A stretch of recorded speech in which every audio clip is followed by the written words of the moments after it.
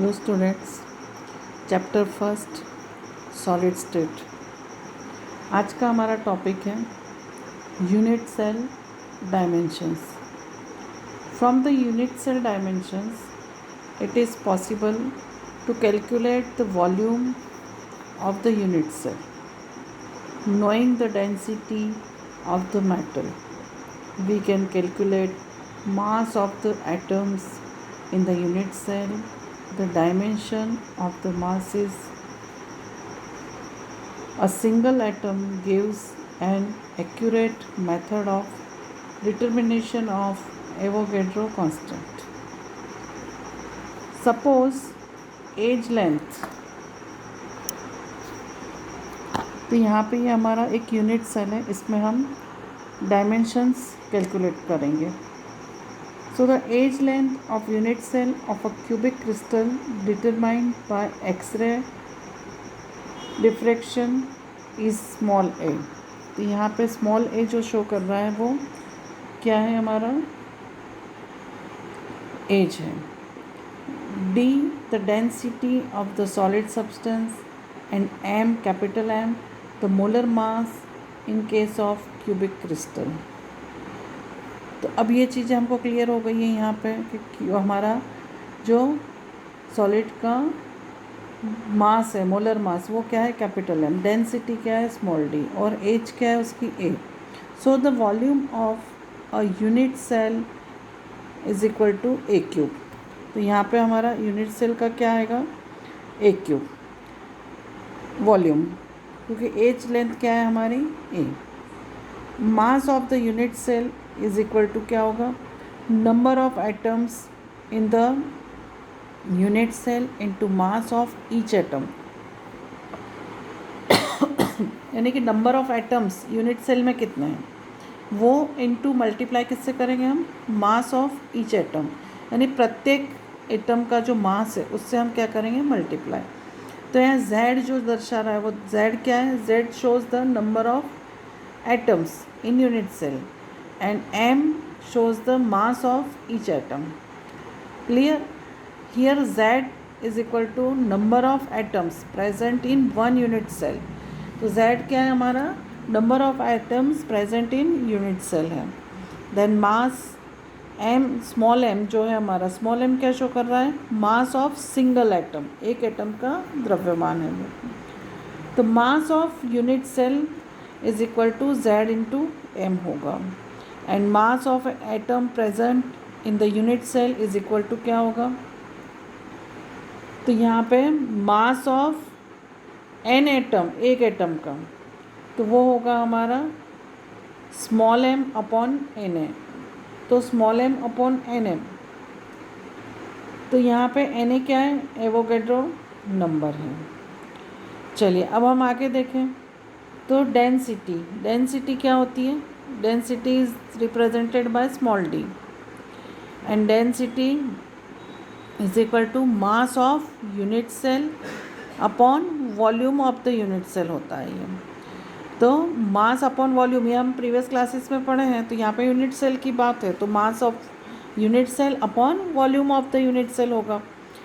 तो अब इसमें हम वैल्यू पुटअप करते हैं। तो मास ऑफ यूनिट सेल हम आगे डिटरमाइन कर चुके हैं, z into M, and volume of the unit cell क्या होगा, वॉल्यूम क्या था हमारा, ए क्यूब, और यहाँ पे हमारा मास जो था m अपॉन एन है, स्मॉल m की जो वैल्यू है वो क्या आएगी, m upon N M. Molecular Avogadro number, sorry, mole is equal to क्या होता है, small m upon capital M। तो small m is equal to क्या होगा, कैपिटल M, यानी मोलर मास अपॉन मोल। तो यहाँ पे हमारा z into M upon a cube into N है। ये क्या शो कर रहा है, density of the unit cell. चलिए अब इसी चीज़ को हम देखते हैं हिंदी मीडियम वालों के लिए। तो यहाँ पर एकक कोशिका विमाओं की सहायता से हम एकक कोशिका के आयतन की गणना करना संभव है। तो धातु का जो घनत्व ज्ञात होने पर हम एकक कोशिका के परमाणुओं के द्रव्यमान की गणना कर सकते हैं, और एक परमाणु का द्रव्यमान ज्ञात हो तो हम एवोगैड्रो स्थिरांक का मान प्राप्त करने की परिशुद्ध विधि प्राप्त करते हैं। और एक्सरे किरणों के विवर्तन से घनीय क्रिस्टल की हम यहाँ पे क्या करते हैं, उनका एकक कोशिकाओं के कोर की लंबाई a ज्ञात करते हैं। यहाँ पे ठोसों का जो घनत्व है वो होता है d और उनका मोलर मास होता है कैपिटल M। तो ये चीज़ें हमको क्लियर हो चुकी हैं। चलिए अब यहाँ पे एक क्यूब एकक घनक कोशिका का आयतन कितना होगा, एक यदि छोर की लंबाई उसकी स्मॉल a है, कोर की लंबाई, तो वॉल्यूम आयतन कितना होगा एक क्यूब। अब एकक कोशिका का द्रव्यमान कैसे निकालेंगे हम, तो एकक कोशिका में उपस्थित परमाणुओं की संख्या गुणित एक परमाणु का द्रव्यमान। तो यहाँ पर एकक कोशिका में उपस्थित परमाणुओं की संख्या कितनी है, Z, और m क्या दर्शा रहा है यहाँ पे, ये एक परमाणु का द्रव्यमान। तो हम इसका मल्टीप्लिकेशन करते हैं यदि, तो क्या होगा Z इंटू स्मॉल m। तो स्मॉल m क्या है, एक परमाणु का द्रव्यमान है, और Z क्या है, एकक कोशिका में उपस्थित परमाणुओं की संख्या है। तो एकक कोशिका का द्रव्यमान आएगा Z इंटू m। अब यहाँ पे Z क्या है, एकक कोशिका में उपस्थित परमाणुओं की संख्या है, और m परमाणु का द्रव्यमान। ये क्लियर हो गया है हमको। चलिए अब यहाँ पे एकक कोशिका में उपस्थित एक परमाणु का द्रव्यमान यानी m, तो m इज इक्वल टू क्या होगा, कैपिटल M अपॉन Nm।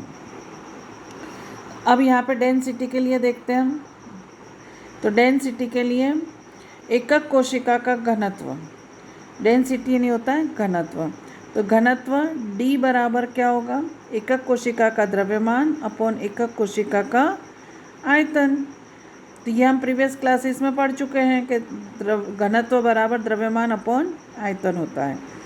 तो अब यहाँ पर एकक कोशिका का द्रव्यमान कितना होगा, Z इंटू M, और आयतन a क्यूब। अब उसमें परमाणुओं की जो संख्या है वो होती है कैपिटल M अपॉन Nm। तो इससे हम मल्टीप्लाई करेंगे इसको, क्योंकि मोल इज इक्वल टू क्या होता है, small m upon capital M, n is equal to small m upon capital M होता है। तो m इज इक्वल टू क्या हो जाएगा, small m is equal to m upon Nm। तो यहाँ पे density D is equal to क्या होगा, Z इंटू M अपॉन a क्यूब इंटू Na। तो यहाँ हमें याद रखना है कि एकक कोशिका एवं पदार्थ का घनत्व बराबर होता है। ठोस पदार्थ का घनत्व अन्य विधियों से भी निकाला जा सकता है, जिसमें 5 पैरामीटर्स की आवश्यकता होती है। कौन कौन से 5 पैरामीटर्स हैं ये, स्मॉल d यानी डेंसिटी, Z यानी कि एकक कोशिका में उपस्थित परमाणुओं की संख्या, M कैपिटल M क्या दर्शाता है, मोलर द्रव्यमान, A क्या है, कोर की लंबाई, और Na क्या है, एवोगैड्रो स्थिरांक। में से यदि कोई भी 4 ज्ञात हो तो 5वें को ज्ञात किया जा सकता है। तो यहाँ हमारा क्लियर हो गया है हमको ये कि किसी भी यूनिट सेल यानी एकक कोशिका का घनत्व हम कैसे निकाल सकते हैं, ये क्लियर है हमको। तो ये घनत्व आपको ऑब्जेक्टिव में भी पूछा जाता है और इसे डिराइव करने के लिए भी आपको एग्ज़ाम में दिया जाता है। तो ये भी एक इम्पॉर्टेंट कैलकुलेशन पार्ट है हमारा, जो कि हमें याद रखना है, लिख के इसे प्रिपेयर करना है।